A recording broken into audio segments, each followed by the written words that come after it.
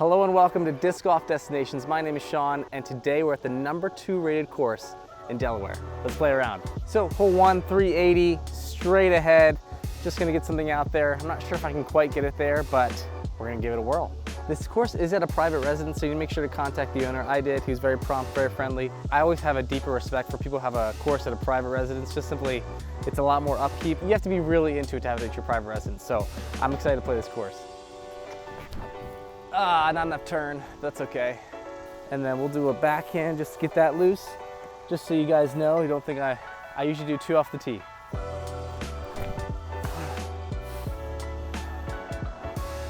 I do think if I would have got the height on this drive, I could have got it there.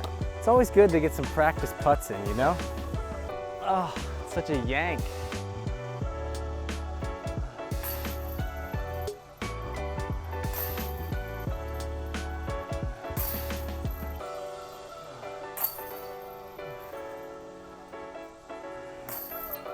Nice par, start things off.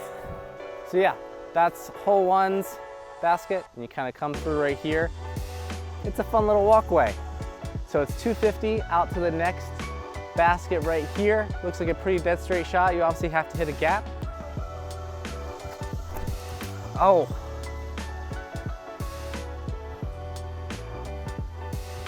A little wider than I wanted, but it got through there. I should have maybe a 30 footer. Oh, a little bit to the side. All right, hole 3, 220 feet. Looks like it's just a forehand hyzer, or you can definitely do a backhand hyzer, but you just want to get it right up there. Looks like I do have that tree to contend with, so I want to make sure to stay a little bit clear of that tree, but just get it up there. I wonder if I threw it far enough. Yeah, a little disappointed on myself on that one. I should have put a good bit more juice on it. I definitely could have easily got this there, but we still have a chance to sink a putt here.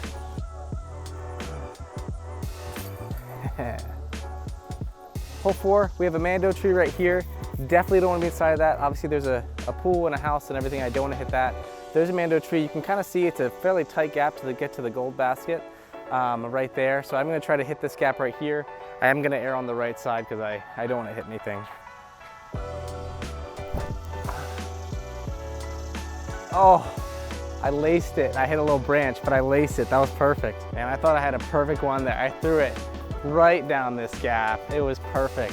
And then it hit one of these guys right here, one of these little twigs, and shot down. But man, I thought I had a perfect one. Let's see where it is.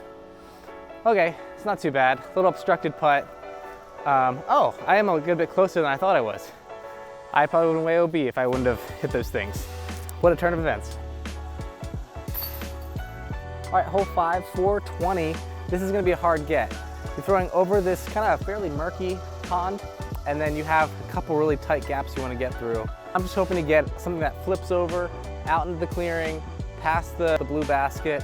If I can just kind of flip something over really nicely, that's my goal. I definitely don't wanna land in the pond because that is not retrievable. Just give myself a look to get to the line for birdie.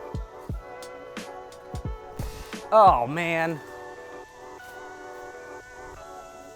Well, I did what I said not to do. I hit a tree. I threw my rock 3, which I love, in there. I will be ordering another one. Throwing 3. Going through that tight gap right there. Yep. Oh boy. Keep turning, keep turning, keep turning. All right, about a 30 footer for bogey.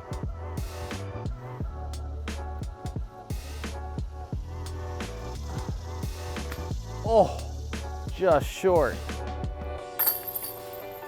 All right, that double puts us back at even, wipes out my 2 birdies. That's all right.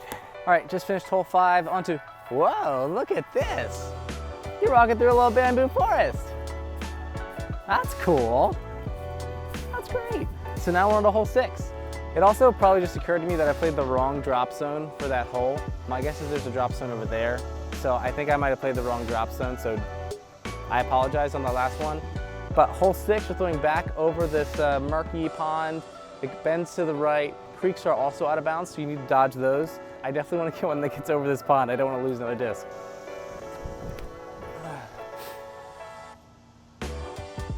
I will say, I think this is very cool. If you have a property like this, you got bamboo growing right here, you got a pond right here, creating little walkways through the different spots. This is really cool.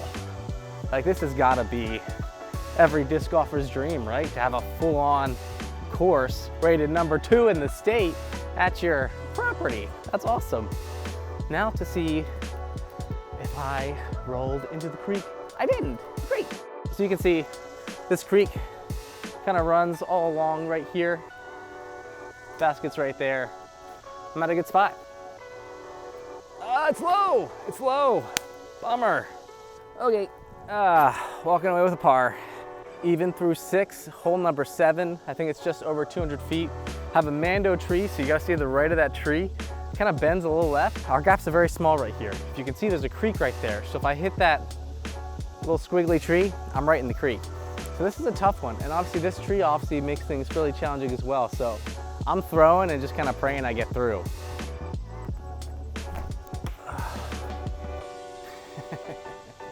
So if I hit that little squiggly tree, I'm right in the creek. Yep, in the creek. All right, at the drop zone, throwing 3. It's so bad. So I just threw in the creek twice, which means this is for 5.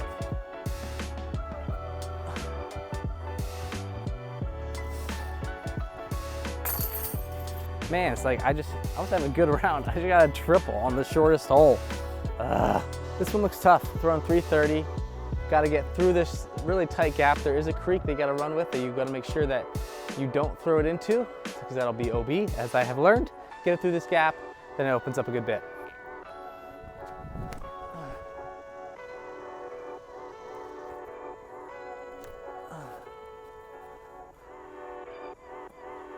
Not too bad. Did leave myself a little putt here. That's all right.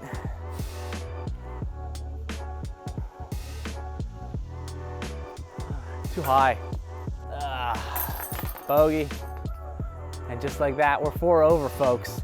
This is also one of the tough ones. We got a tight gap to go through, and they gotta make sure you get over this big murky stuff. 230, and really just gotta get up over there. I'm throwing something that I don't care about as much, and I'm trying to get up over there, hyzer out, and get into the open and pass all this junk. Don't hit that.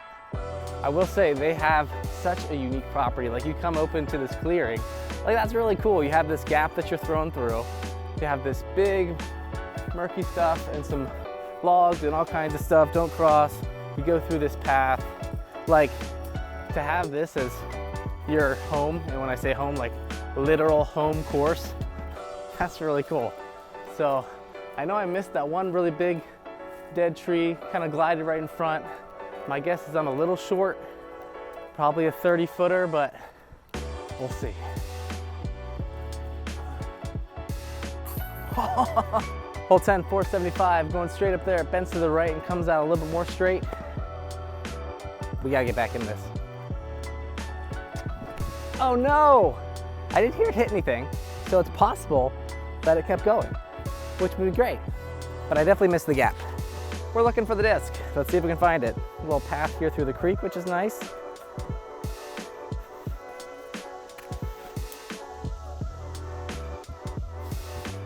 Okay, somehow it went through all of this thick stuff and landed right here. And I have a look to get up there for a potential birdie. Okay, that's up there. Potential look. I gotta put a little anhyzer on this. No, it just wasn't gonna happen. Bummer. And this is a pretty cool elevated basket right here. Hole 11, 360. Throwing it out into the open here, kind of bends right into the woods at the end. I'm giving a big forehand with a little bit of flex on it. Try to get it to where those trees are. You can see where the tree markings are. That's where I'm going for. Probably too much. It's probably right in the thick stuff.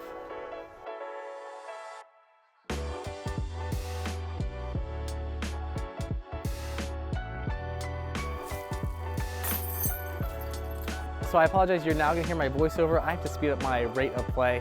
I go to these destinations based off my work schedule. So my work often takes me to a different area. So I have to go to work soon.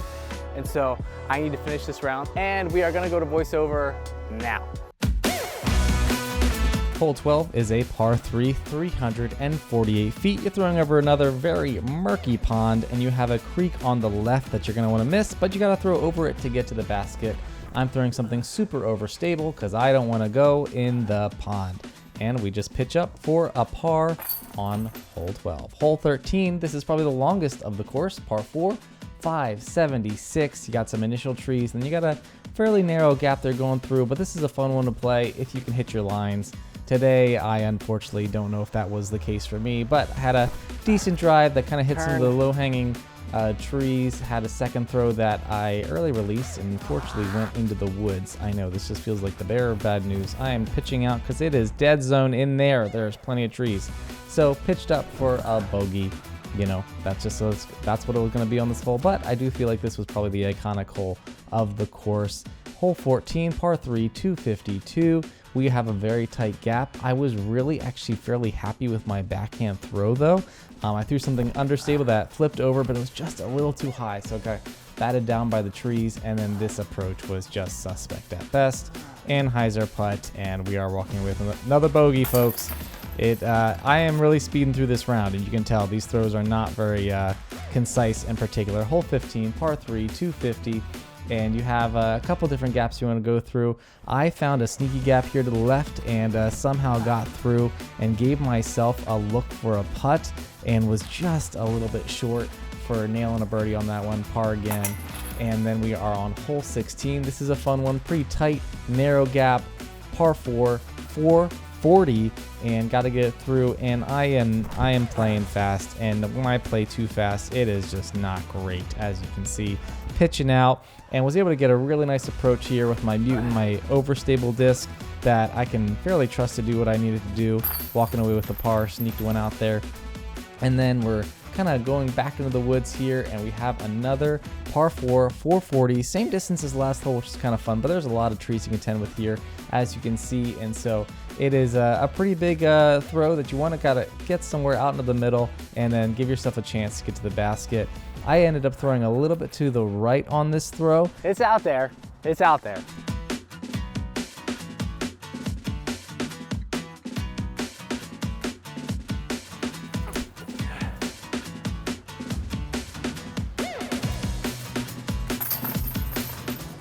Hole 18, par 3, 410, all the way out there to the left. Just get this one far. What do you say?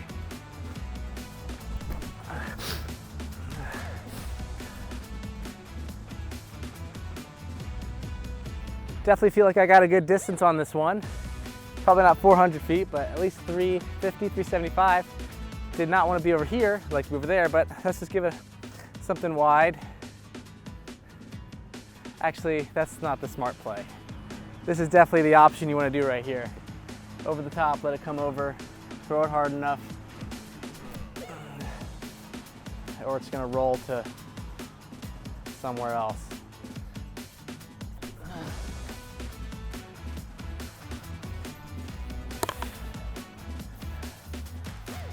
Gotta check this course out. Make sure to contact the owner.